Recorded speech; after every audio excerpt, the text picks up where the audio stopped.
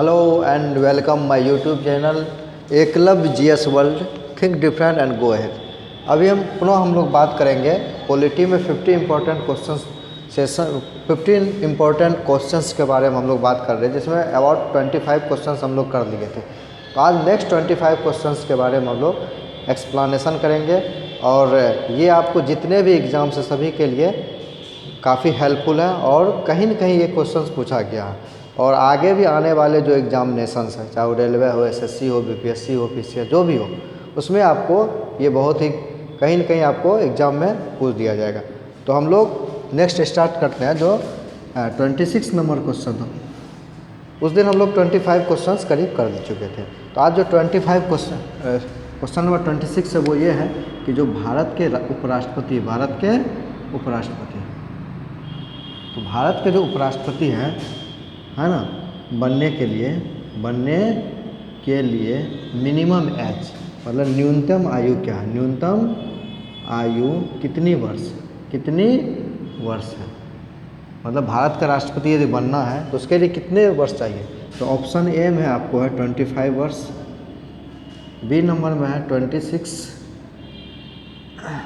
सी number में 30 मतलब 30 वर्ष आयु चाहिए और डी में 35 वर्ष। तो भारत को उपराष्ट्रपति बनने के लिए जो न्यूनतम आयु है वो आपको कितना है, 35 वर्ष है। तो जो भारत का उपराष्ट्रपति होता है ना, राष्ट्रपति के नीचे उपराष्ट्रपति है ना, भारत का जो संवैधानिक व्यवस्था है उसमें भारत के राष्ट्रपति भी है और भारत के उपराष्ट्रपति है। तो उस दिन हम बताए थे जो भारत के जो राष्ट्रपति है ना, तो जो आर्टिकल 52 है उसके अनुसार भारत के संविधान में लिखा गया है कि भारत में एक राष्ट्रपति होगा, शैल बी ऑफ प्रेसिडेंट। और राष्ट्रपति से रिलेटेड जो है और भी बहुत सारे आर्टिकल्स हैं जिसके बारे में हम बताए थे, 54, 55, 57, 62, 71। इसमें राष्ट्रपति के चुनाव में वोट कौन डालेगा, है ना। फिर आपको 55 प्रोसीजर बताए थे, फिर 57 re election to the post of president, फिर आपको 62 है कितना टर्म्स होगा, मतलब टर्म्स 5 ईयर्स का होता है, और 71 डिस्प्यूट।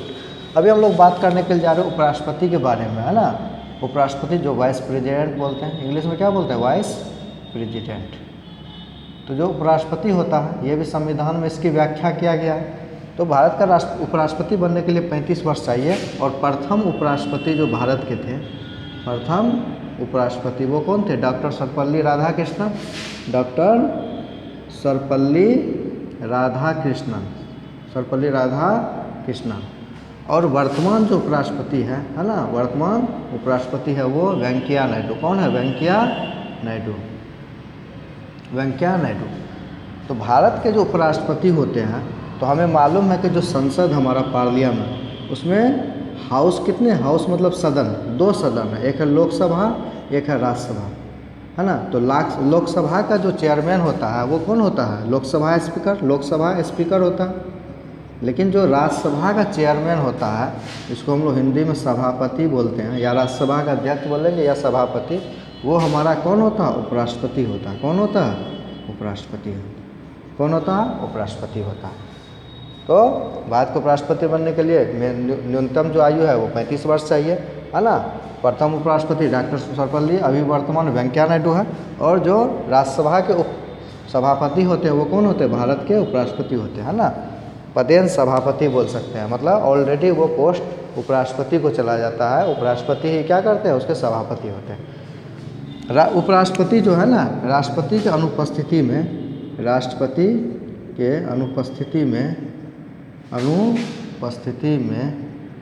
उपराष्ट्रपति राष्ट्रपति के पद को क्या करते हैं, सुशोभित करते हैं। राष्ट्रपति के अनुपस्थिति में उपराष्ट्रपति राष्ट्रपति का, है ना, राष्ट्रपति के कार्य का निर्वहन करते हैं, मतलब यदि राष्ट्रपति क्या है, अब्सेंट है, तो उसके अनुपस्थिति में भारत के उपराष्ट्रपति राष्ट्रपति के कार्य को क्या करेंगे, निर्वहन करेंगे। आगे इसके बारे में है कि जो चीफ जस्टिस ऑफ इंडिया है ना, चीफ जस्टिस ऑफ इंडिया जो भारत के राष्ट्रपति को क्या करते हैं, भारत के राष्ट्रपति को वो शपथ दिलवाते हैं, ओथ जिसको हम लोग बोलते हैं। शपथ को क्या बोलते हैं, ओथ। शपथ को क्या बोलते हैं, है ना, ओथ। तो यदि भारत के राष्ट्रपति अनुपस्थित है ना, या महाभियोग के द्वारा हटा के दिया गया है, तो उस पोस्ट को राष्ट्रपति के जो पोस्ट है वो कौन करेंगे? उपराष्ट्रपति। और यदि उपराष्ट्रपति भी क्या है? अब्सेंट है। क्या है? अब्सेंट है, चाहे उस पर महाभियोग लग गया है या दूसरे कारण से क्या है? अनुपस्थित है, तो उसके पोस्ट को कौन सुशोभित करेंगे? CGI। इसको हम लोग बोलते हैं chief justice of India. Chief justice of India, chief justice of India, है ना, या chief justice of supreme court बोलते हैं। जो सुप्रीम कोर्ट के मुख्य न्यायाधीश होते हैं उसी को भारत के मुख्य न्यायाधीश बोलते हैं।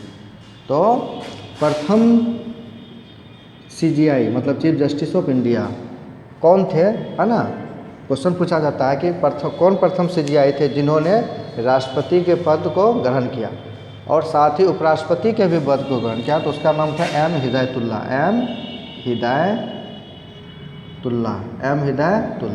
हिदायतुल्लाह ऐसे व्यक्ति थे जो चीफ जस्टिस थे, है ना, प्रथम चीफ जस्टिस जिन्होंने क्या किया? उपराष्ट्रपति को प्रथम और एकमात्र भी बोल सकते हैं, है ना, प्रथम और एकमात्र चीफ जस्टिस ऑफ इंडिया जिन्होंने क्या किया? राष्ट्रपति के पद को भी सुशोभित किया। और तो राष्ट्रपति जब M. हिदायतुल्लाह बने थे तो वो कब बने थे? 1969 में। और अगेन उपराष्ट्रपति के भी पद को क्या किया? सुशोभित किया कब? 1972 में। तो ये क्वेश्चन पूछा जाता है कि चीफ जस्टिस ऑफ इंडिया कौन थे? प्रथम एकमात्र जो राष्ट्रपति बने, उपराष्ट्रपति बने। तो 1969 में राष्ट्रपति बने और 1972 में क्या बने? उपराष्ट्रपति बने। तो इससे रिलेटेड इतना क्वेश्चन था। आगे हम लोग दूसरे क्वेश्चन के बारे में चर्चा करते हैं।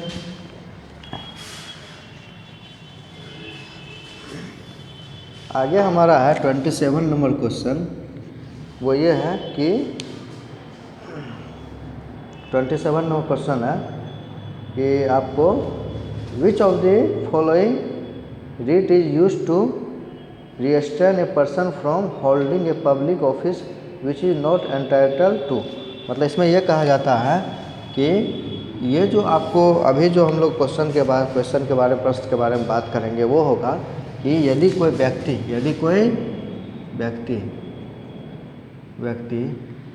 गलत तरीके से किसी, है ना, किसी सार्वजनिक पद को, सार्वजनिक मतलब सरकारी होता, सार्वजनिक पद को ग्रहण किया है, तब उसे किस रीट को हम लोग प्रादेश बोलते हैं। क्या बोलते हैं? प्रादेश या स्पेशल ऑर्डर। किस रीट के द्वारा हटाया जा सकता है? किस रीट के द्वारा हटाया जा सकता है? तो हमारा रीट का एक लेक्चर है ना, 5 प्रकार के रीट्स है। हेबियस कॉर्पस है, मैंडेमस है, प्रोहिबिशन है, सर्टियोरी है और को वारंटो है। तो इस रीट के बारे में एकलव्य जीएस वर्ल्ड में आपको हम डिटेल रूप से चर्चा किए हुए हैं। इसमें चल रहा है, देखिए, तो हम इसमें बहुत ही बेस्ट एक्सप्लेनेशन मेरा किया हुआ, तो आप उसको देख करके रीट को समझ सकते हैं। तो इसमें यह है कि यदि कोई व्यक्ति गलत तरीके से किसी सार्वजनिक पद को ग्रहण किया है तब उसे किस रीट के द्वारा हटाया जा सकता है। तो ये इसका जो आंसर होगा आपको वो हो जाएगा उत्प्रेषण लेख, जिसको हम लोग बोलते हैं सर्टियोररी। क्या बोलते हैं? सर्टियोररी। इसके द्वारा क्या होगा कि उसको हटाया जा सके। क्या किया जाएगा? इसमें हमारा जो होगा, है ना, इसमें यदि कोई व्यक्ति गलत तरीके से किसी सार्वजनिक मतलब सरकारी पद को ग्रहण किया तब उसे किस रीट मतलब प्रादेश के द्वारा हटाया जा सकता है। तो इसमें जो आंसर हो जाएगा वो हो जाएगा को वारंटो। क्या हो जाएगा? को वारंटो। को वारंटो को हम लोग बोलते हैं अधिकार परीक्षा। क्या बोलते हैं? अधिकार परीक्षा। इसके द्वारा उसको क्या किया जा सकता है? हटा दिया सकता है। ये संविधान के, है ना, आर्टिकल 32 के तहत रीट्स में दिया हुआ, आप रीट दायर कर सकते हैं, है ना। और उसके द्वारा यदि कोई व्यक्ति गलत तरीके से यदि उस पद को सुशोभित कर रहा है तो उसको हटाया जा सकता है। तो बताए तो जो रीट्स होगा वो कितने प्रकार का होगा? 5 टाइप्स होगा, है ना। हेबियस कॉर्पस है, इसको हम लोग जिसको हम लोग क्या बोलते हैं? बंदी प्रत्यक्षकरण। दूसरा आपको मैंडेमस है, मैंडेमस, जिसको हम लोग क्या बोलते हैं? परमादेश। तीसरा जो हमारा रीट है वो कौन है? प्रोहिबिशन, जिसको हम बोलते हैं प्रतिषेध। चौथा हमारा सर्टियोररी है ना, सर्टियोररी। रेडी, जिसको हम लोग बोलते हैं उत्प्रेषण या उत्प्रेषण लेख। और 5वां है क्वो वारंटम। सब के बारे में एक एक लाइन बताते हैं। जैसे हेबियस कॉर्पस है, ये हमारा ऐसे किसी व्यक्ति को पुलिस ने गिरफ्तार कर लिया था तो आप हेबियस कॉर्पस दारी जो रीट है वो दायर कर सके। ये 5 प्रकार का रीट है और उसको 24 घंटे के भीतर जो है ना कोर्ट के सामने पेश करना पड़ेगा, जज के सामने। मैंडेमस बोलता है परमादेश, इसका मतलब होता है डू योर ड्यूटी। यदि कोई व्यक्ति सार्वजनिक पद पर बैठा होगा तो यदि अपने वो कर्तव्य का निर्वहन सही ढंग से नहीं कर रहा है तो आप रीट दायर कर सकते हैं, तो उसे कोर्ट के द्वारा मतलब उसे पूछा जा सकता है, या यदि वो मतलब सही में उन्होंने अपने कर्तव्य का निर्वहन नहीं किया तो उसकी पोस्ट भी जा सकती है। प्रोहिबिशन मतलब हो गया प्रतिषेध, मतलब जिसको हम लोग बोलते हैं, इसमें हम लोग बोल सकते हैं कि प्रोहिबिशन मतलब हम लोग इसका मना करना। क्या बोलेंगे? मना करना। मतलब जो उच्चतम न्यायालय इसको बोलते हैं सुप्रीम कोर्ट, है ना, और जो नीचे है वो क्या, हाई कोर्ट। तो खास करके रीट का जो मतलब रीट से संबंधित जो आपको पावर है वो किसके पास है? सुप्रीम कोर्ट और हाई कोर्ट के पास। और सुप्रीम कोर्ट के पास जो रीट का पावर वो कौन है? आर्टिकल 32 के अनुसार। और हाई कोर्ट के पास जो है वो अनुच्छेद 226 के द्वारा।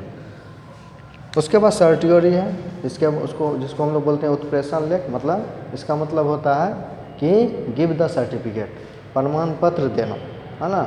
यदि कोई केस का फैसला हाई कोर्ट के द्वारा हुआ है ना, और उस पर यदि दूसरा व्यक्ति खुश नहीं है, दूसरा व्यक्ति को है कि हम मतलब हमारे पक्ष में फैसला नहीं आया, गलत किया गया, तो वो रीट दायर कर सकता है सुप्रीम कोर्ट में, और फिर सुप्रीम कोर्ट हाई कोर्ट से सर्टिफिकेट मतलब प्रमाण पत्र मांग सकती है। और को वारंटो जो बता दिया। आगे हम लोग बढ़ते हैं 28 नंबर क्वेश्चन में। आगे जो हमारा क्वेश्चन है वो है 28। कितना है? 28 नंबर क्वेश्चन है। इसमें हमारा है कि प्रथम संविधान संशोधन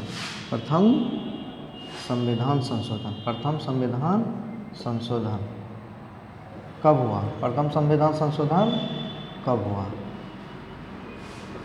तो इसका जो आंसर हो जाएगा प्रथम संविधान संशोधन, वो हो जाएगा आपको 1951। तो प्रथम संविधान संशोधन हुआ था वो कब हुआ? 1951। और इसी को हम लोग बोलते हैं फर्स्ट अमेंडमेंट। अमेंडमेंट मतलब क्या होता है? संशोधन। क्या होता है? संशोधन। और इसमें क्या किया गया था? तो ये कृषि संबंधित है। किससे संबंधित है? कृषि से संबंधित। कृषि से संबंधित मतलब इसमें क्या किया गया था? कृषि सुधार। क्या किया गया था? कृषि सुधार। तो प्रथम संविधान संशोधन में क्या किया गया? कृषि को सुधार किया गया। वो 1951 में हुआ था। कब हुआ था? 1951 में। और आपको ये बताना चाह रहे हैं कि इसमें जो हमारे भारतीय संविधान में, जैसा कि हम जानते हैं कि भारतीय संविधान में हमारा है ना, तो 2 प्रकार से लिखेंगे। एक लिखेंगे मूल, एक क्या लिखेंगे? मूल। और एक आपको लिखेंगे वर्तमान। मूल मतलब जब बना था, है ना, जब 26 नवंबर 1949 में बनकर तैयार हो गया था। इसमें इस समय में आपको भाग जो था वो कितना था? 22, है ना। अनुच्छेद था वो कितना था? आपको 395। और जो अनुसूची था, है ना, अनुसूची वो कितना था? 8। अभी वर्तमान में कितने भाग हैं? 25। अनुच्छेद करीब 448 है और अनुसूची कितने हैं? 12। तो ये जो कृषि सुधार हुआ था, है ना, तो कृषि सुधार हुआ तो उस समय तक 8 अनुसूची थे। तो जो कृषि सुधार है उसको 9वीं अनुसूची में रखा गया। कितने रखा? 9वीं अनुसूची में। 9वीं अनुसूची में। अनुसूची को हम लोग शेड्यूल बोलते हैं। क्या बोलते हैं? शेड्यूल। 9वीं अनुसूची में रखा। तो वर्तमान में जो 12 अनुसूची है ना, जब संविधान बना था 8 ही अनुसूची था। तो 9वीं अनुसूची जो जोड़ा गया वो 1951 में प्रथम संविधान संशोधन करके जोड़ा गया। क्वेश्चन पूछा जाता है कि प्रथम संविधान संशोधन कब? 1951। और उसके अनुसार कौन सी अनुसूची जोड़ेगी? 9वीं अनुसूची। किससे? कृषि सुधार से।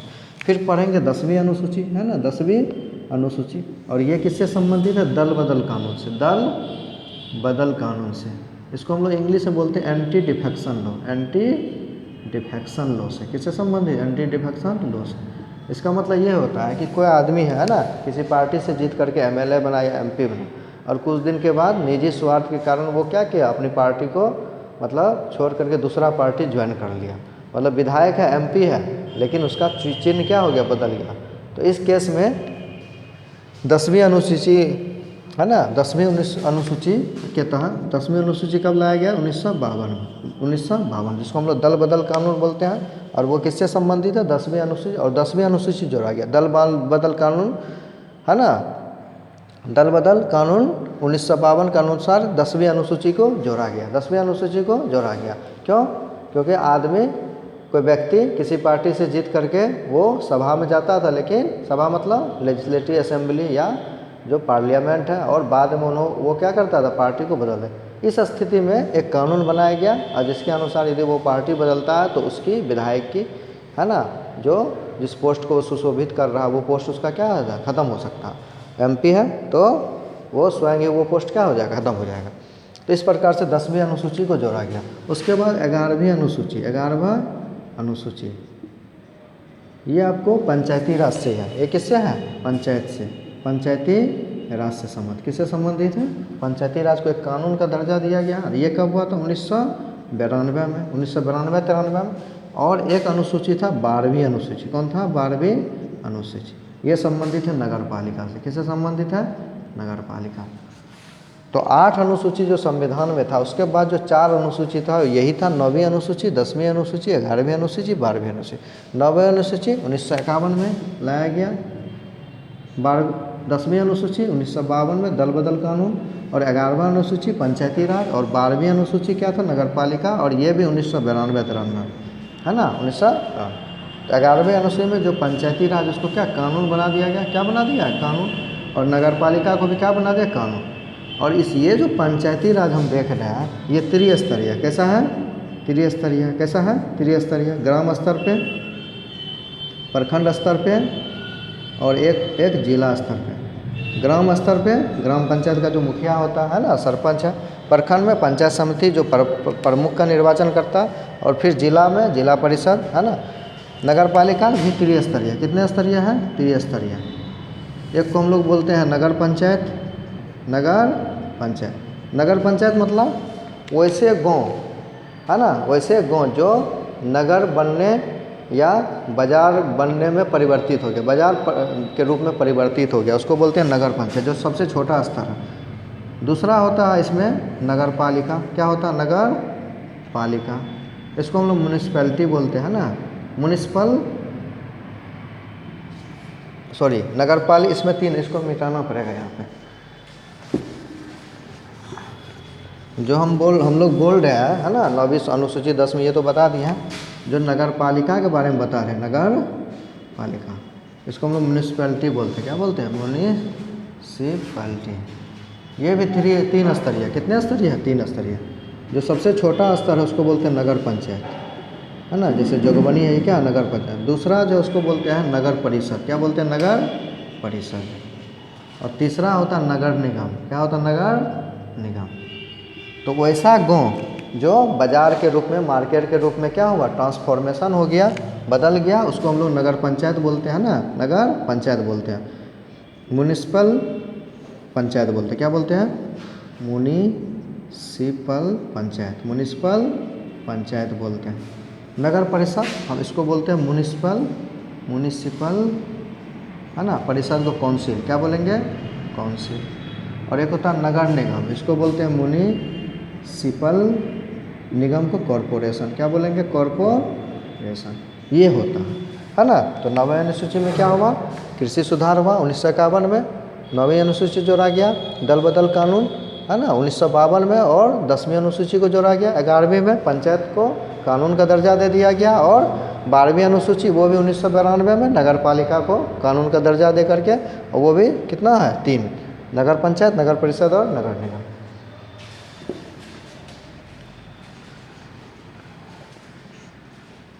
आगे जो हमारा क्वेश्चन है, आगे जो हमारा प्रश्न है वो ये है,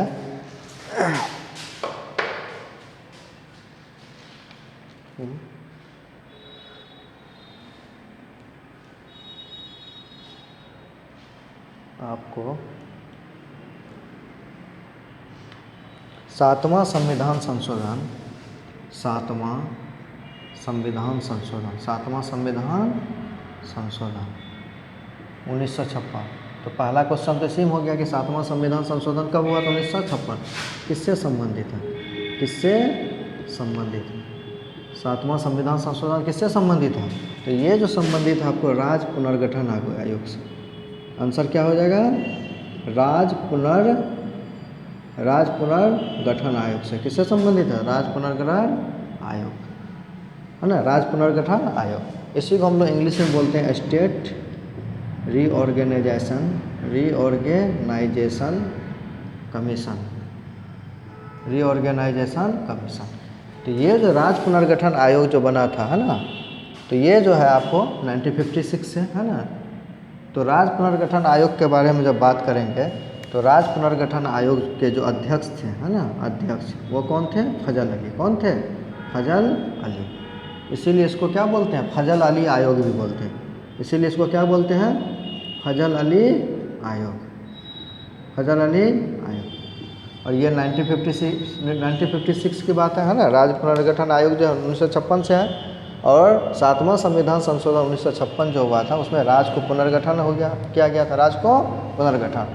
और इस समय तक 1956 तक भारत में 14 राज्य थे। कितने थे? भारत में 14 राज्य थे एवं 6 केंद्र शासित प्रदेश थे। कितने थे? 6 केंद्र शासित प्रदेश थे, 6 केंद्र शासित प्रदेश थे।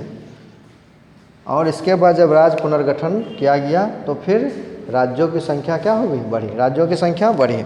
और वर्तमान में आपको, वर्तमान में 28 राज्य हैं। कितने राज्य हैं? 28 राज्य हैं और 8 केंद्र शासित प्रदेश। 8 केंद्र शासित प्रदेश को हम लोग यूटीज भी बोलते हैं, है ना, यूनियन टेरिटरीज बोलते हैं। तो इस प्रकार से नेक्स्ट हमारा क्वेश्चन है, नेक्स्ट जो है 29 क्या 30 जो भी। नेक्स्ट हमारा क्वेश्चन है कि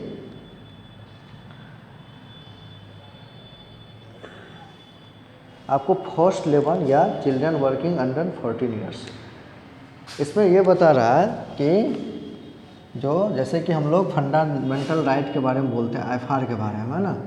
तो जो फंडामेंटल राइट हमारा है जिसको मौलिक अधिकार बोलते हैं, क्या बोलते हैं? मौलिक अधिकार। तो जैसा कि मालूम है क्या कि हमें मौलिक अधिकार भाग 3 है संविधान के, कहाँ? भाग 3 में। और कहाँ से कहाँ तक है? तो अनुच्छेद 12 से 35 तक, 12 से 35। तो अनुच्छेद 12 से 35 जो मौलिक अधिकार हमारा है, जो हमें मिला है, तो 2 चीज़ है, एक है मौलिक अधिकार, एक है मौलिक कर्तव्य। मौलिक अधिकार जो हमें मिला है ना, जो हमसे कोई ले नहीं सकता। और एक मौलिक कर्तव्य जो हमें करना है। क्यों करना है? उससे हमारे देश की क्या प्रगति होगी, देश में समृद्धि आएगी। तो जो फंडामेंटल ड्यूटीज है जिसको हम लोग मौलिक कर्तव्य बोलते हैं, तो वो संविधान में नहीं था। कब लाया गया? तो 42वां संविधान संशोधन 1976, मतलब 42nd अमेंडमेंट 1976 में लाया, स्वर्ण सिंह समिति के सिफारिश पे इंदिरा गांधी के समय में। और उस समय जो मौलिक कर्तव्य था वो कितना था? 10 था। फिर एक मौलिक कर्तव्य को 2002 ईस्वी में जोड़ा गया, 86th अमेंडमेंट 2002, मतलब 86वां संशोधन 2002 में जोड़ा गया। अब बहुत इंपॉर्टेंट, इसके बारे में बताते हैं। तो जो मौलिक अधिकार है हमारा संविधान में कितना मौलिक अधिकार था? 7। कितना था? मूल संविधान में। मूल संविधान का मतलब यह है जो संविधान बना था, कौन कौन था? तो सबसे पहले समता का अधिकार, समता का अधिकार, जिसको हम लोग क्या बोलते हैं? राइट टू इक्वलिटी, है ना, हिंदी में ही लिखते हैं। एक है स्वतंत्रता का अधिकार, स्वतंत्रता का अधिकार। एक है आपको शोषण के विरुद्ध अधिकार, शोषण के विरुद्ध अधिकार। उसके बाद आपको है धार्मिक स्वतंत्रता का अधिकार, धार्मिक स्वतंत्रता का अधिकार। उसके बाद आपको शिक्षा एवं संस्कृति का अधिकार, शिक्षा एवं संस्कृति का अधिकार। उसके बाद आपको उसके बाद संपत्ति का अधिकार। ये मूल संविधान की बात कर रहे हैं। किसकी बात कर रहे हैं? मूल संविधान। संपत्ति का अधिकार, संपत्ति का अधिकार। और अंतिम में है संवैधानिक उपचारों का अधिकार, संवैधानिक उपचारों का अधिकार, संवैधानिक उपचारों का अधिकार। और संवैधानिक उपचारों का अधिकार के बारे में ही भीमराव अम्बेडकर बोले थे, heart and soul of the constitution. ये जो भाग है ना, भाग 3 मौलिक अधिकार। तो मौलिक अधिकार में जो 1 2 3 4 5 6 7, 7वां पार्ट जो है संवैधानिक उपचारों का अधिकार, इसी के बारे में क्या बोले थे? इसके बारे में। और अनुच्छेद 32 के बारे में बाबा साहब भीमराव अम्बेडकर ने कहा था, ये क्या है? संविधान की आत्मा है। तो इसमें जो शोषण के तो इसमें जो समता का अधिकार वो कहाँ तक है, 14 से अनुच्छेद 14 से 18 के बीच है। जो स्वतंत्रता का अधिकार है वो आपको अनुच्छेद 18 जो अनुच्छेद 19 से 22 के बीच है। उसके बाद शोषण के जो अधिकार है वो आपको अनुच्छेद 23 एवं 24 अनुच्छेद 23 एवं 24 है। उसके बाद धार्मिक स्वतंत्रता का अधिकार जो है वो आपको 25 से 28 के बीच है।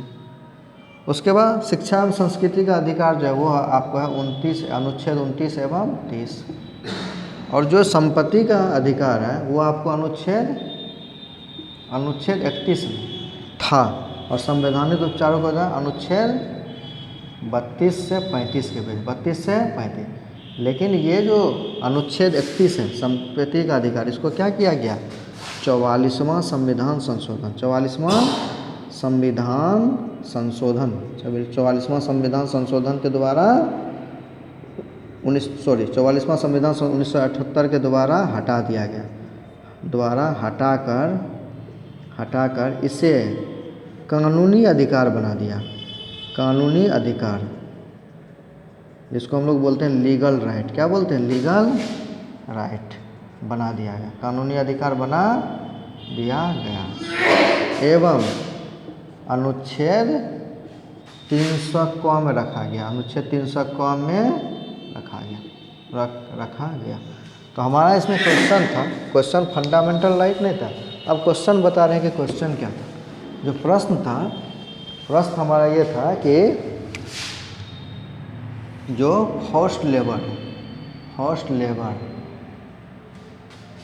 एंड फोर्स्ड लेबर एवं चिल्ड्रेन, ये जो है आपको है, ये किस भाग में जिक्र है, किस भाग में, संविधान के ये जो फोर्स्ड लेबर है और चिल्ड्रन के संबंधित, ये जो है आपको है ना, ये आपको संविधान के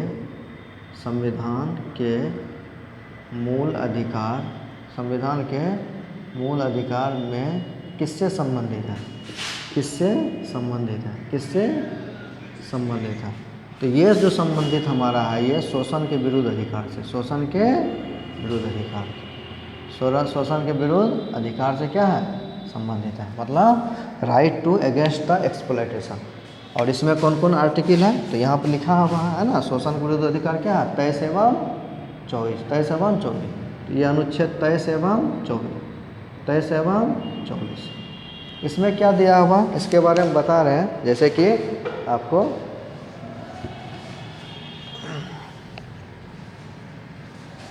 ये जो है ना, इसमें है कि जो अनुच्छेद 23 है, ये है आपको forced labour and human trafficking.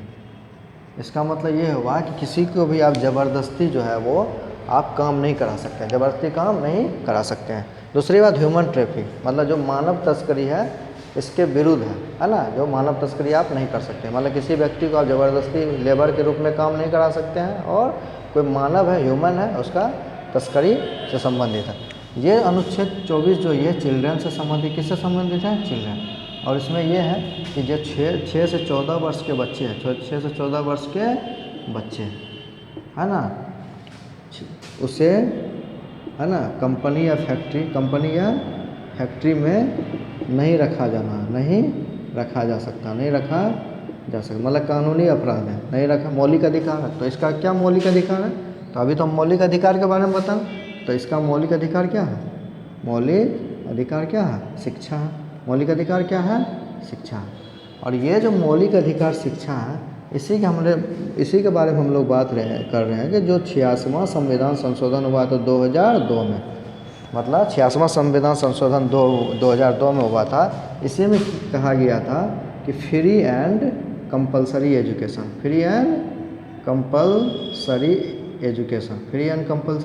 मतलब निःशुल्क एवं अनिवार्य शिक्षा,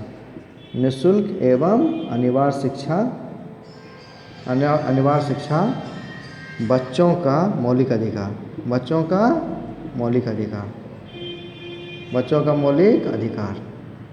मतलब निःशुल्क एवं निःशुल्क एवं अनिवार्य शिक्षा, निःशुल्क एवं अनिवार्य शिक्षा, निःशुल्क एवं अनिवार्य शिक्षा क्या है? बच्चों का मौलिक अधिकार है। निःशुल्क एवं अनिवार्य क्या है? इससे संबंधित एक चीज़ और ये है कि जो हम मौलिक कर्तव्य के बारे में बात कर रहे हैं, अगर अगेन बात करेंगे,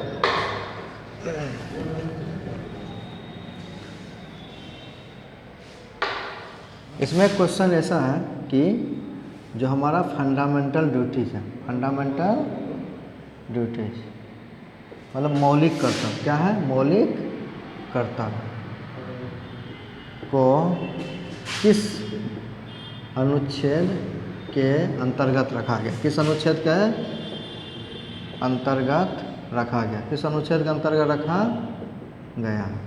तो इसका जो आंसर हो जाएगा अनुच्छेद 51 है, 51 ए। और जब हम लोग बोलेंगे भाग, तो भाग हो जाएगा 4 का ए या 4 का क बोलेंगे 4A, है ना। तो जो मौलिक कर्तव्य है उसको किस अनुच्छेद के अंतर्गत रखा गया? तो अनुच्छेद 51 ए, या भाग, जब पूछेगा भाग 4 तो भाग 4A हो जाएगा। भाग क्या हो जाएगा? 4A। तो ये मौलिक कर्तव्य जो है, तो टोटल जो है मौलिक कर्तव्य है फंडामेंटल ड्यूटी, FD मतलब फंडामेंटल ड्यूटी मतलब मौलिक कर्तव्य वो कितने? 11 है। तो संविधान में तो नहीं था। फिर 42वां संविधान संशोधन, 42वां संविधान संशोधन 1976 में 10 मौलिक कर्तव्य इंदिरा गांधी के समय में आया है ना, 10 फंडामेंटल ड्यूटीज मतलब मौलिक कर्तव्य।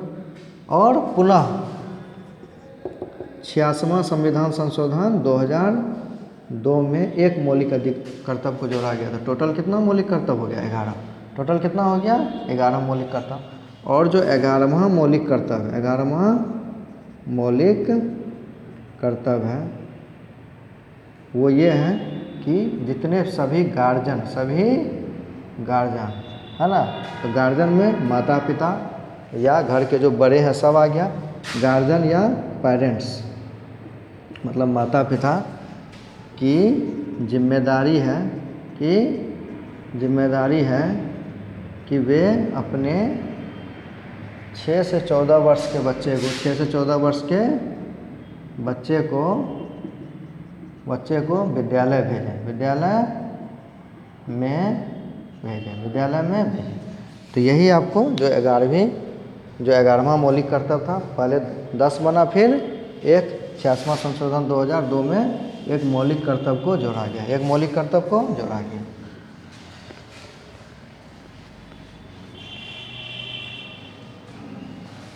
नेक्स्ट जो हमारा क्वेश्चन है, नेक्स्ट 30 है ना। तो 30 में हम लोग बात करेंगे आगे आपको इसमें कि what is the retirement age of chief justice end of India. इसमें यह है रिटायरमेंट मतलब हम लोग समझते हैं कि जो कोई व्यक्ति का अपना क्या है कार्यकाल पूरा हो गया तो वो क्या हो जाता है? रिटायर हो जाता है। क्या होता है? रिटायर हो जाता। तो इसमें यह कहता है कि what is the retirement age of CJI मतलब चीफ जस्टिस ऑफ इंडिया, मतलब भारत के जो मुख्य न्यायाधीश, CJI मतलब भारत के मुख्य न्यायाधीश का जो रिटायरमेंट एज क्या। ऑप्शन में जैसे दिया हुआ है 60 वर्ष, वाई मतलब ईयर्स वर्ष 62, सी नंबर में 65 और डी नंबर में 70। वाई मतलब ईयर मतलब वर्ष। तो इसका जो आंसर हो जाएगा वो क्या होगा? 65 साल। क्या हो जाएगा? 65। तो जो सुप्रीम कोर्ट के मुख्य न्यायाधीश है या CJI है उसका जो रिटायरमेंट एज होता है वो क्या होता है? 65। और जो हाई कोर्ट के हो गए, हाई कोर्ट के मुख्य न्यायाधीश,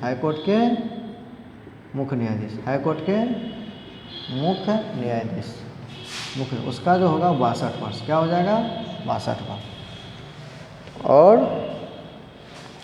जो अनुच्छेद 143 है, अनुच्छेद 143 ये किससे संबंधित है? सुप्रीम कोर्ट से संबंधित है या बोल सकते हैं राष्ट्रपति से संबंधित है। इस अनुच्छेद के अंतर्गत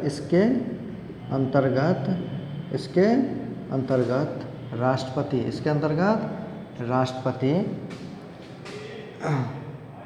सुप्रीम कोर्ट से, 80 मतलब सुप्रीम कोर्ट से सलाह ले सकता है, सलाह या परामर्श ले सकता है, सलाह या परामर्श ले सकता है। आगे है 31 क्वेश्चन, 31 नंबर।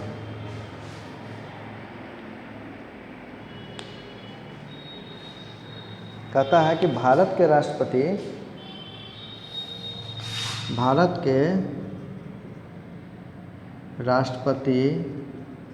के पद पर कोई व्यक्ति कितनी बार भारत के राष्ट्रपति के पद पर कोई व्यक्ति कितनी बार ग्रहण कर सकता। तो जैसे कि ऑप्शन में आपको रहेगा 1 बार, बी नंबर में 2 बार, सी नंबर में 3 बार और डी नंबर में रहेगा नन ऑफ दिस। क्या रहेगा? None of this. तो इसका जो आंसर होगा नन ऑफ दिस होगा, क्योंकि भारत के राष्ट्रपति के पद पर भारत की बात हो रही है। कोई व्यक्ति कितनी भी बार बन सकता है, 2 बार, 3 बार, 4 बार, 5 बार, कितनी भी बार बन सकता है। लेकिन जब अमेरिका की बात करेंगे, यूएस के, और जो भारत के राष्ट्रपति का कार्यकाल 5 वर्ष होगा, है ना। और भारत के राष्ट्रपति का कार्यकाल जो होता है वो क्या होता है? 5 वर्ष होता है। और ये किस अनुच्छेद में है? ये आपको है अनुच्छेद 62 में है। और यदि हम यूएसए की बात करेंगे, यूएसए मतलब अमेरिका, यदि हम अमेरिका की बात करेंगे तो वहाँ कोई व्यक्ति सिर्फ 2 बार, कितनी बार? 2 बार राष्ट्रपति बन सकता है। 2 बार राष्ट्रपति बन सकता है। 2 बार राष्ट्रपति बन सकता है ना। और वहाँ मतलब अमेरिका में राष्ट्रपति का कार्यकाल मतलब टर्म, वो कितना होता है? 4 साल का होता है। 2 बार बनेगा कितना होगा? 8 साल। मतलब 2 ही बार बन सकता है अमेरिका में, 2 से ज़्यादा बार नहीं। लेकिन भारत में राष्ट्रपति जो है वो सीमा नहीं है, 2 बार 3 बार, इसीलिए क्या हो जाएगा? अनेक बार, मतलब नन ऑफ दीज हो सकता है। नेक्स्ट जो हमारा प्रश्न है 31, नेक्स्ट जो हमारा वो ये है कि संविधान का भाग 4 किससे संबंधित है? भाग 4 किससे संबंधित है? तो जिसका आंसर हो जाएगा वो हो जाएगा डीपीएसपी। डीपीएसपी मतलब होता है directive principle of state policy. Directive principle of state policy मतलब राज्य के नीति निर्देशक तत्व, इसी को बोलते हैं राज्य के नीति निर्देशक तत्व। और ये क्या करती है? ये कल्याणकारी राज्य की स्थापना करती है। तो जो संविधान का भाग 4 है वो किससे संबंधित है? राज्य के नीति निर्देशक तत्व। और जब बोलेंगे अनुच्छेद तो वो हो जाएगा 36 से 51। इसमें बहुत सारा इम्पोर्टेंट है। जैसे हम लोग बात करेंगे अनुच्छेद 50 के बारे में, तो इसमें क्या किया गया कि कार्यपालिका को न्यायपालिका से अलग किया गया। पहले कार्यपालिका न्यायपालिका एक ही में था। अनुच्छेद 50 के द्वारा क्या किया गया? इसमें क्या है? कार्यपालिका को मतलब एग्जीक्यूटिव जो होता है, कार्यपालिका मतलब एग्जीक्यूटिव जिसको बोलते हैं, को न्यायपालिका से क्या किया गया? अलग किया गया। कार्यपालिका को न्यायपालिका से अलग किया गया। ये है। उसके बाद 51 है अनुच्छेद, ये आपको अंतर्राष्ट्रीय शांति एवं अंतर्राष्ट्रीय संबंधों से है। उसके बाद और भी बहुत सारा है अनुच्छेद इसमें से। आगे हम लोग बात करेंगे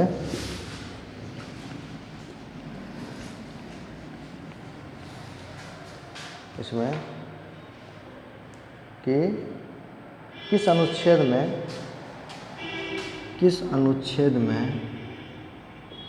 ग्राम पंचायत के संगठन के बारे में चर्चा। तो इसमें जो ए नंबर हो जाएगा अनुच्छेद 51, बी नंबर में अनुच्छेद 40, सी नंबर में अनुच्छेद 36 और डी नंबर में अनुच्छेद 21, अनुच्छेद 21। तो इसमें जो आंसर हो जाएगा वो क्या हो जाएगा, अनुच्छेद 40। मतलब ग्राम पंचायत का जो संगठन है ना, ग्राम पंचायत का जो संगठन वो किस अनुच्छेद से संबंधित है, अनुच्छेद 40। अब अनुच्छेद 40 है, ये किस में आ गया, डीपीएसपी में, क्योंकि डीपीएसपी जो है मतलब राज्य के नीति निर्देशक वो क्या 36 से 51, और उसमें ये आ गया। तो ग्राम पंचायत का संगठन जब पूछा जाएगा किस में है, किस भाग में, तो भाग 4 में राज्य के नीति निर्देशक तत्व में किस अनुच्छेद के अंतर्गत, तो अनुच्छेद 40 हो जाएगा, अनुच्छेद 40 हो जाएगा। उसके बाद हमारा नेक्स्ट क्वेश्चन है कि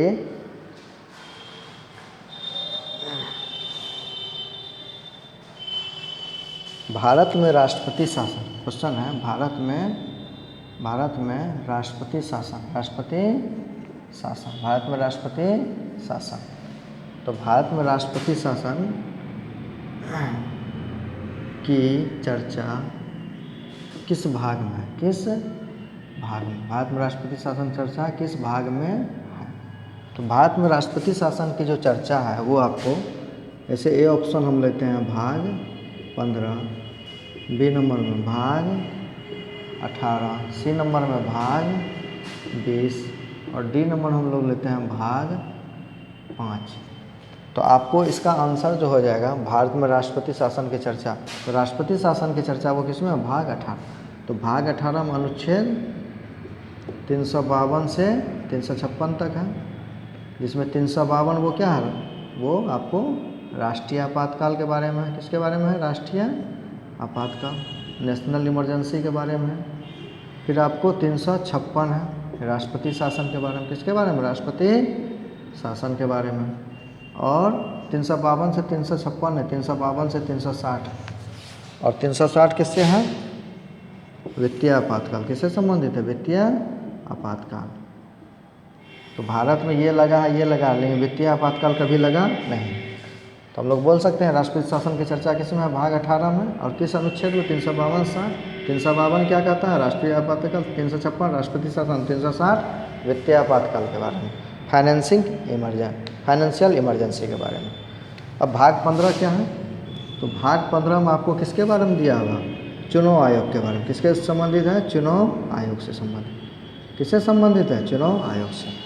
और वो कहाँ से कहाँ तक है, तो इसमें यदि अनुच्छेद की बात करेंगे तो 324 से लेकर के 329 तक, 324 से लेकर के 329। उसी प्रकार भाग 20 के बारे में बात करेंगे तो भाग 20 संबंधित है किससे, संविधान संशोधन, संविधान संशोधन से, कॉन्स्टिट्यूशनल अमेंडमेंट संबंधित है। और वो अनुच्छेद कौन सा है, 368, कौन सा अनुच्छेद है, 368। और भाग 5 किससे संबंधित है, संघ से, संघ मतलब यूनियन।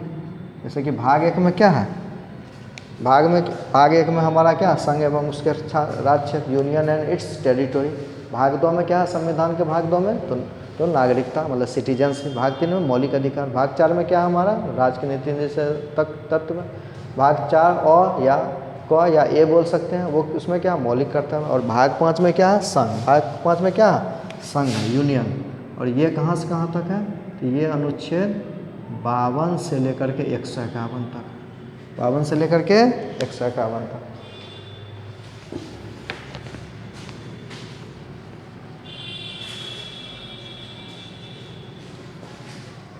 नेक्स्ट हमारा है, नेक्स्ट जो हमारा क्वेश्चन है कि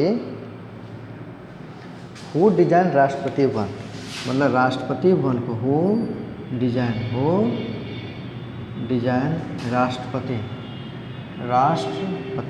भवन, वो डिजाइन राष्ट्रपति भवन, मतलब राष्ट्रपति भवन जो अभी है, हाँ राष्ट्रपति रहते हैं, उसको किसने डिजाइन किया। तो ए नंबर में है कर्जन, बी नंबर में है मिंटो,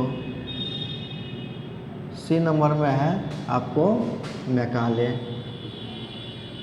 और डी नंबर में लुटियंस।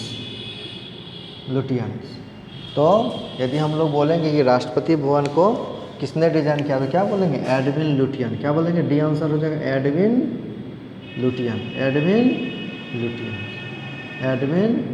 लुटियंस।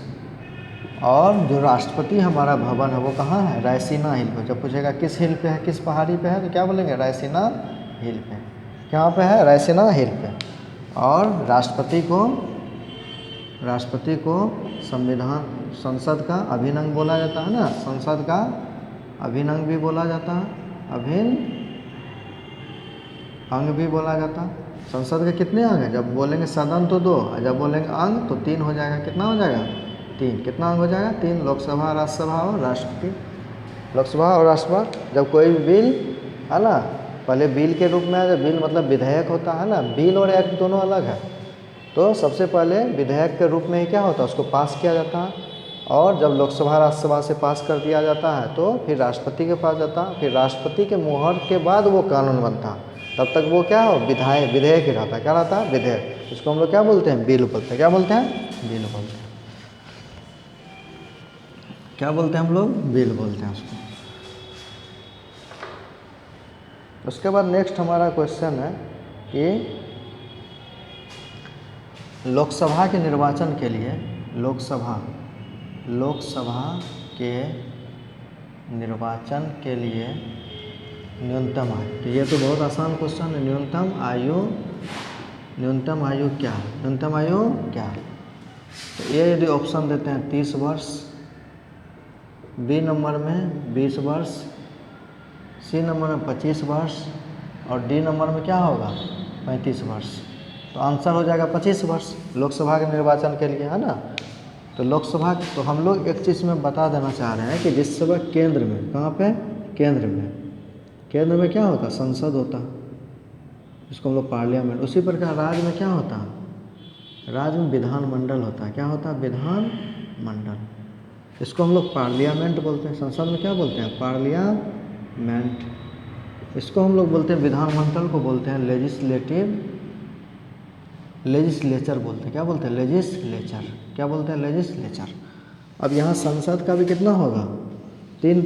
यदि हम लोग बोलेंगे अंग बोलेंगे 3, अब भवन बोलेंगे या सदन बोलेंगे तो 2, और जब बोलेंगे अंग तो 3। इसका जो 3 अंग होगा वो कौन होगा? लोकसभा, राज्यसभा और राष्ट्रपति होगा। क्या होगा? राष्ट्रपति। लोकसभा, राज्यसभा और राष्ट्रपति। यहाँ क्या हो जाएगा? इसका भी 3 अंग हो जाएगा। इसमें भी सदन क्या होगा? लेकिन सभी राज्य में 2 सदन नहीं है, कहीं है कहीं नहीं। कुछ ही राज्य में 2 सदन, जैसे बिहार हो गया, उत्तर प्रदेश हो गया, है ना। इस प्रकार के जो राज्य है उसमें क्या है? 2 सदन है। लेकिन महाराष्ट्र हो गया, लेकिन मैक्सिमम राज्य में 1 ही सदन है। मैक्सिमम राज्य में क्या है? 1 ही सदन। इसीलिए वहाँ जो चीफ मिनिस्टर बनते हैं उसको अनिवार्य रूप से कहीं न कहीं से सीट को जीतना पड़ता है। लेकिन जहाँ पे विधान परिषद में, वहाँ कोई ज़रूरी नहीं है। वहाँ पे यदि मुख्यमंत्री बनने से वो एमएलए नहीं भी बने तो वो विधान परिषद के द्वारा वो एमएलए बन करके वो मुख्यमंत्री बन सकते हैं। तो विधानमंडल में क्या होगा? तो विधानसभा होगा। क्या होगा? विधानसभा। और विधान परिषद क्या होगा? विधान परिषद। विधानसभा को हम लोग क्या बोलते हैं? लेजिस्लेटिव असेंबली, और इसको बोलते हैं लेजिस्लेटिव काउंसिल। क्या बोलते हैं? Legislative council. अब हम लोग बात करेंगे कि जो राज्यसभा है, संसद है, वो किस अनुच्छेद में है? अनुच्छेद 79। कहाँ जिक्र है इसका? पार्लियामेंट का आर्टिकल 79, राज्यसभा का अनुच्छेद 80 और लोकसभा का अनुच्छेद 81। किस अनुच्छेद में जिक्र है? 81 में। राष्ट्रपति के बारे में तो जानते ही हैं।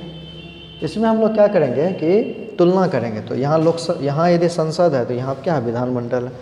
यहाँ यदि लोकसभा है तो यहाँ विधानसभा है। यहाँ यदि राज्यसभा है तो यहाँ पे विधान परिषद है। और यहाँ राष्ट्रपति है तो यहाँ क्या है? राज्यपाल है। क्या है? राज्यपाल, जिसको हम लोग क्या बोलते हैं? गवर्नर। क्या बोलते हैं? गवर्नर। तो यदि कोई बिल पास होगा, है ना, बिल मतलब विधेयक होगा, तो कहाँ जाएगा? राष्ट्रपति की मुहर से कानून बन जाएगा। यहाँ भी यदि विधानसभा विधान परिषद में पास हो गया, जहाँ विधानसभा है तो सिर्फ विधानसभा में ही पास करना है, और राज्यपाल के मुहर से वो क्या होगा? राज्य का कानून बन जाएगा। यहाँ पे राष्ट्रपति के मुहर से देश का कानून बन जाएगा। तो इस प्रकार की व्यवस्था हमारे संविधान में किया गया है ना। इस प्रकार की व्यवस्था हमारे संविधान में किया गया। तो आज के लेक्चर में हम लोग बहुत कुछ देखें, चूँकि 50 क्वेश्चंस का था, और हमें लगता है कि अबाउट 50 क्वेश्चंस हो गया होगा। चूँकि हम एक्सप्लेन करते हैं तो उसमें बहुत सारे, एक क्वेश्चन से बहुत सारे क्वेश्चंस का मतलब ऑटोमेटिक वो क्वेश्चन सॉल्व हो जाता। तो आज के लेक्चर में ही तक 50 इम्पोर्टेंट क्वेश्चंस का जो लेक्चर था यही था, और आगे भी हम लोग बहुत ही इम्पोर्टेंट टॉपिक्स पे चाहे वो इकोनॉमिक्स हो, चाहे ज्योग्राफी हो, वह हिस्ट्री हो, पॉलिटी हो, जिससे बहुत सारे क्वेश्चन आपको पीसीएस में और भी एसएससी में पूछे जाते हैं। उसके बारे में हम नेक्स्ट एक्सप्लेनेशन करेंगे। और आगे भी आप लोग हमारे चैनल जो एकलव्य जीएस वर्ल्ड है उसको लाइक, शेयर और सब्सक्राइब करें।